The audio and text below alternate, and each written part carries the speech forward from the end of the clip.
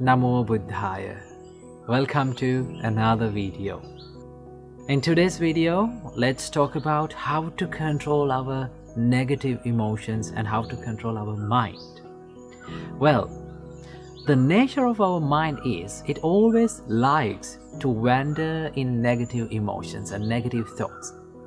Negative thoughts like anger, desire or lust, or then jealousy, maybe resentment. These are the negative thoughts that our mind likes to wander in.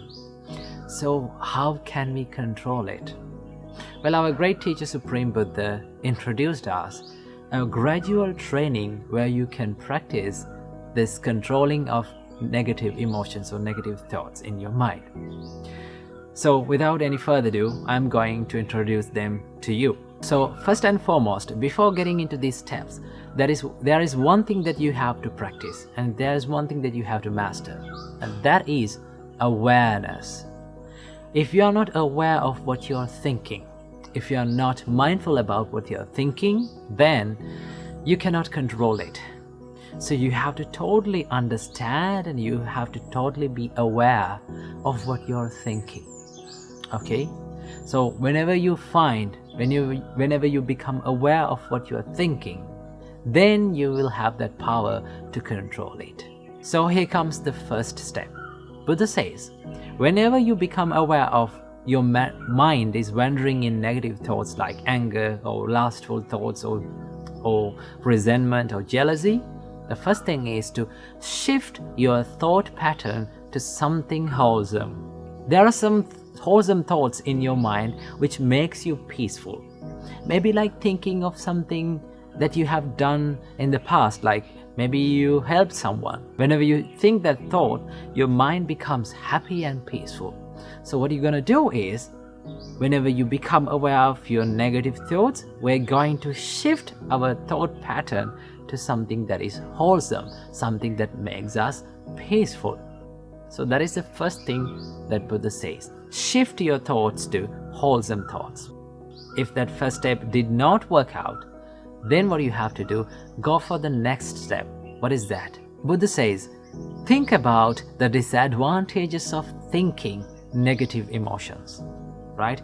If you are constantly having angry thoughts, then you have to think, these thoughts are hurting myself and others. If I take actions according to these thoughts, it will hurt myself and the others. Remember, it may be a little thought of anger, but if it grow up, what will happen? It will be destructive.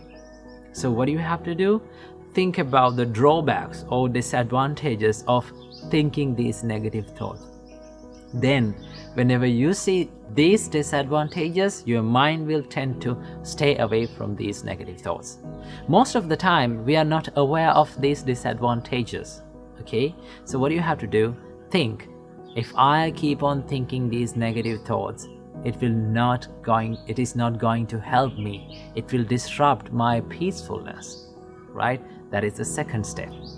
Then as the third step, Buddha says, pay no mind, pay no attention.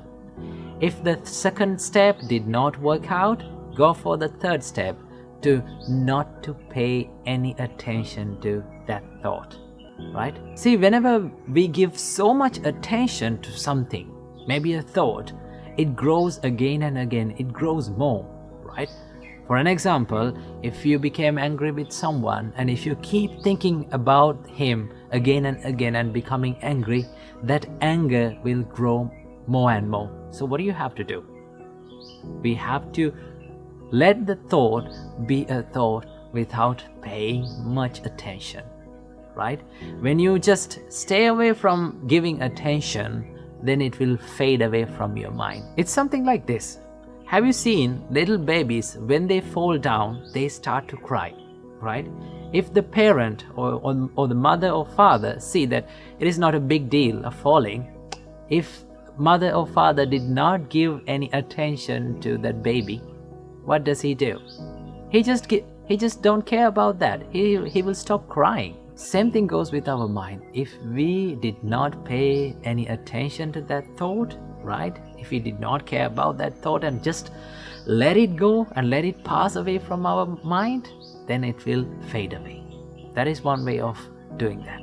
If the third step did not work for you, then the Buddha says, go for the fourth step to relax your thought process. Right? Now remember, when you think negative thoughts, your mind becomes so much busy, so much rough and distracted. So, what you're going to do is, you're thinking, why am I thinking these distractive thoughts, these negative thoughts that are making me so much busy and making me distracted, right? So what you're going to do is, you're relaxing your thought process to something very soft and subtle. Maybe like loving kindness, maybe like compassion, right? Maybe like gratefulness. When you think those thoughts, when you think more positive thoughts, your mind or your thought process becomes so much relaxed. And then if the fourth step did not work for you, then it comes the final step.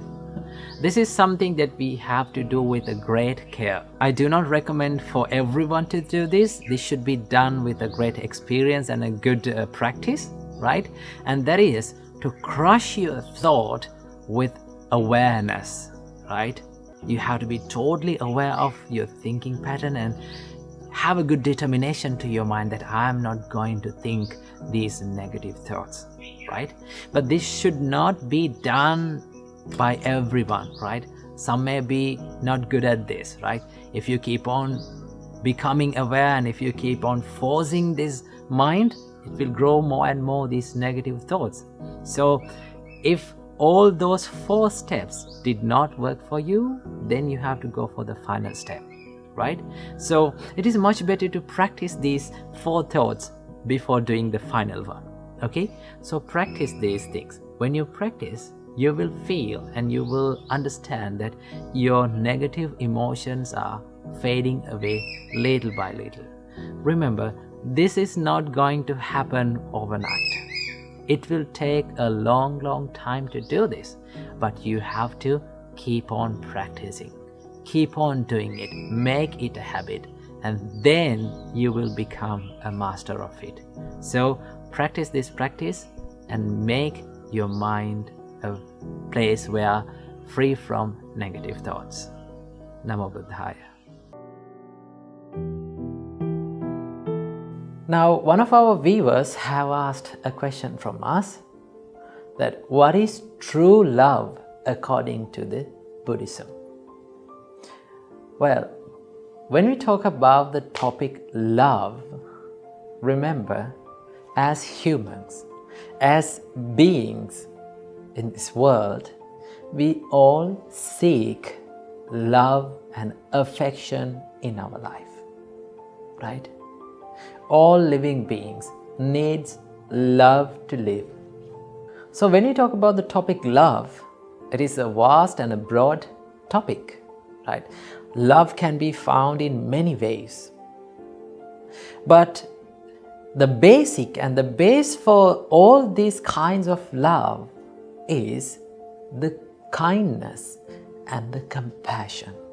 But most oftenly, people may misunderstand the love and the attachment, right?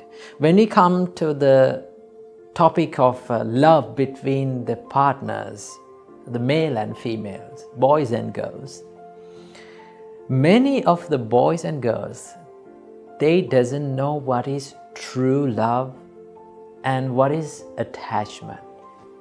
Now there is a distinct difference between true love and attachment.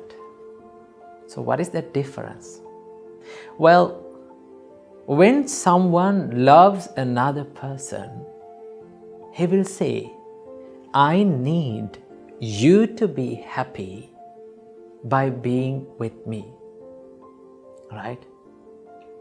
In the other hand, if someone being attached to some person, he will always say that why are you not making me happy, right? So there is a big difference between these two expressions.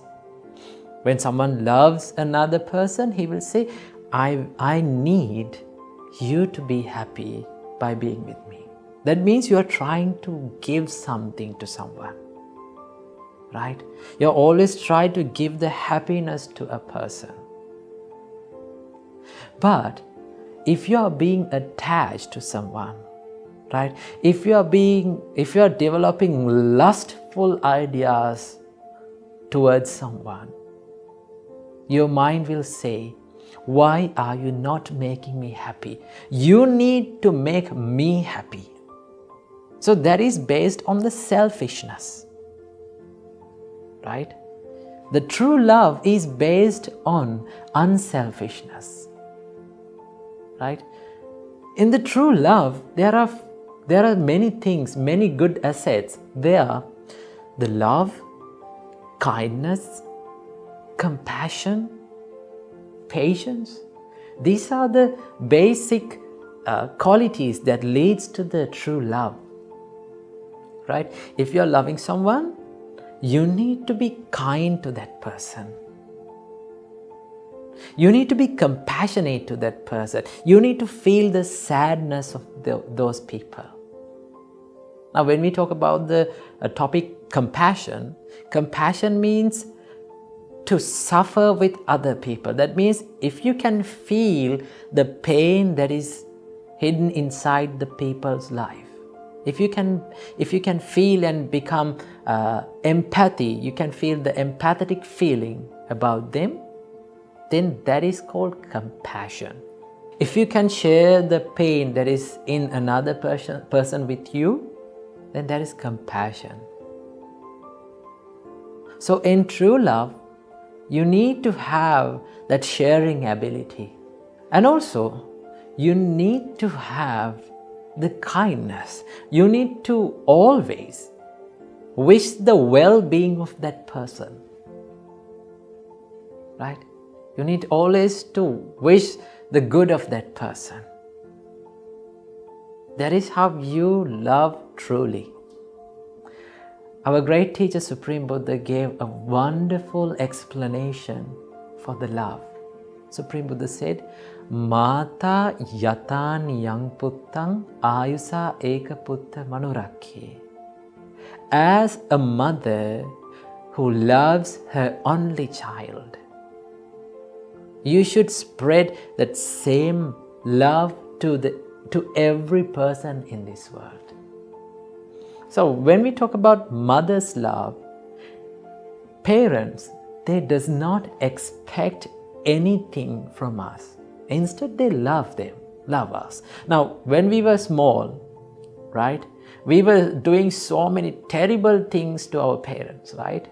Have you seen that the babies do so many terrible things to their parents, right? They drag from their hair, they pinch them, they cry, they yell, but yet the parents still love their children.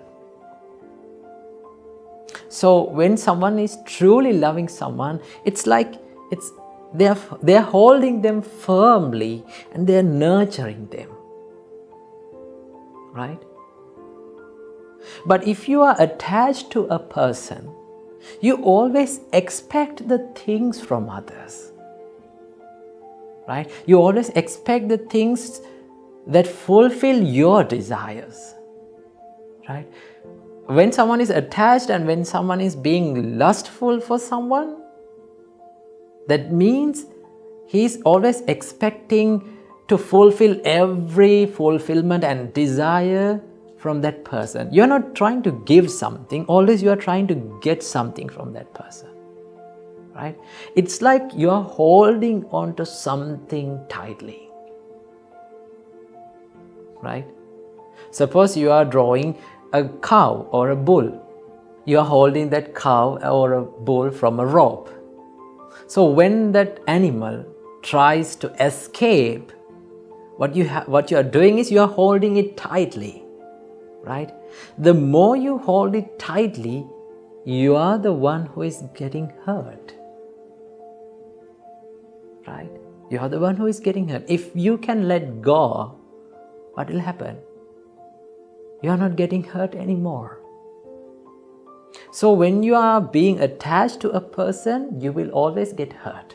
And you will never fulfill your desires, because desires and sensual desires, they never get fulfilled. We cannot make ourselves satisfied from those things. Okay, so that is what you call the attachment. In attachment, you hold on to things tightly. There is a great quote that describes about love. If you like a flower, right? If you like a flower, you will pluck that flower. But if you love a flower, you will water the plant, that flower plant. So if you love someone, what you have to do, you have to say that I need you to be happy with me. Right? I always wish the happiness of your life. If that happiness includes me, that is better. But if it is not, in that case also, I need you to be happy. That is how you love truly. And that is the difference between the true love and the attachment. Right? In true love, you don't expect anything from the person, but still you try to give the happiness to them. In attachment, you always expect the things from people, and still you will never be satisfied from them. So choose to love the people correctly. If you choose to love people correctly, then you will be a peaceful person throughout your life. Namo Buddhaya, Teruvan Saranai.